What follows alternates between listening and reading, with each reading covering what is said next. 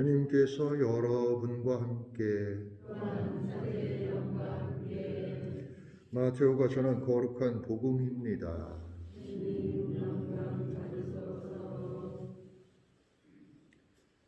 그때 요한의 제자들이 예수님께 와서 저희와 바리사이들은 단식을 많이 하는데 스승님의 제자들은 어찌하여 단식하지 않습니까? 하고 물었다. 예수님께서 그들에게 이르셨다. 혼인잔치 손님들이 신랑과 함께 있는 동안에 슬퍼할 수야 없지 않으냐. 그러나 그들이 신랑을 빼앗길 날이 올 것이다. 그러면 그들도 단식할 것이다.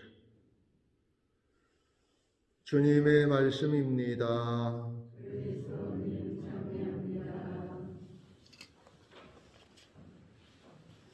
참 예수님,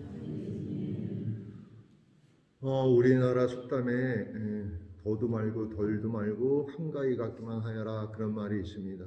왜냐하면 그때야말로 진짜 배불리 먹을 수 있는 그런 하루가 될 수 있기 때문인데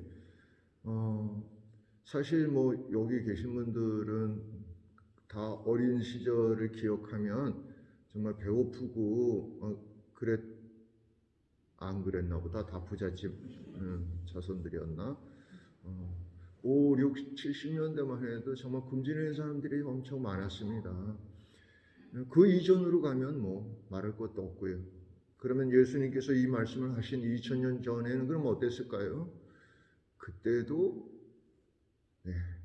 굶주리는 사람들이 적지 않았을 겁니다.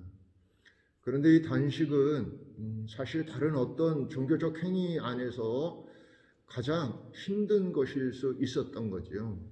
예를 들어서 기도하는 것은 가난해도 부자라도 다 할 수 있는 것이고 또 자선을 베푸는 것이야 할 수 있는 사람은 또 할 수 있는 거니까. 그런데 이 단식은 본능을 거스르는 행위입니다. 사실 우리 인간은 사실 먹는 것으로부터 많은 일들이 일어나기 때문이죠. 먹고 살자고 하는 거 아니냐 뭐 이런 말도 있지 않습니까? 그러니까 먹고 사는 일이 우리가 이 세상을 살아가는데 많은 부분을 차지하게 되는 것이죠.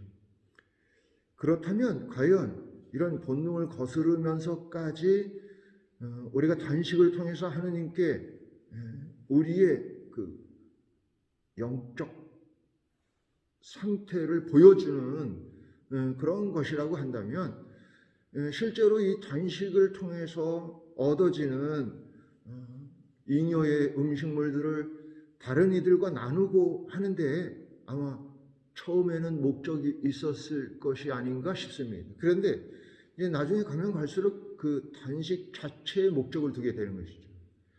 우리가 신앙생활 할 때에도 마찬가지입니다. 실제로 중요한 것은 그것이 가리키고 있는 또는 가르치는 바인데도 불구하고 그 자체에 더 몰두하는 경향 같은 거죠. 제가 이제 야외 미사 같은 거 이렇게 할 때 이렇게 야외 미사를 하면 이렇게 촛불을 켜놓으면 촛불이 이렇게 여기처럼 얌전하게 있질 않잖아요. 어떻게 되죠? 막 흔들리고 꺼지기도 하고 막 그러잖아요. 근데 내가 이제 미사도 하고 또 강론도 하고 그랬는데 자꾸 이거 꺼진 거를 켜느냐고 그냥 꺼진 걸 또 켜고 막 왔다리 하고 막 그러니까 어떻게 되겠어요? 아니, 미사에 집중 안 하고 사람들이 다 저거 또 꺼지나 보다. 이거는 아니지. 사실 미사에서 중요한 건 이 초가 아니잖아요. 그죠?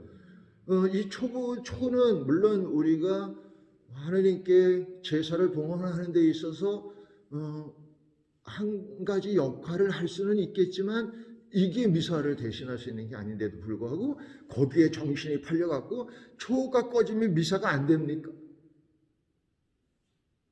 그렇지 않잖아. 그런데도 거기에 몰두하는 것과 비슷하게 우리도 엉뚱한 것에 이렇게 마음을 쏟을 수 있는 것이죠. 자, 오늘 복음으로 돌아가자면 요한의 제자들이 예수님께 와서 저희와 바리사이들은 단식을 하는데 스승님의 제자들은 어찌하여 단식하지 않습니까? 그러니까 예수님께서 아주 이렇게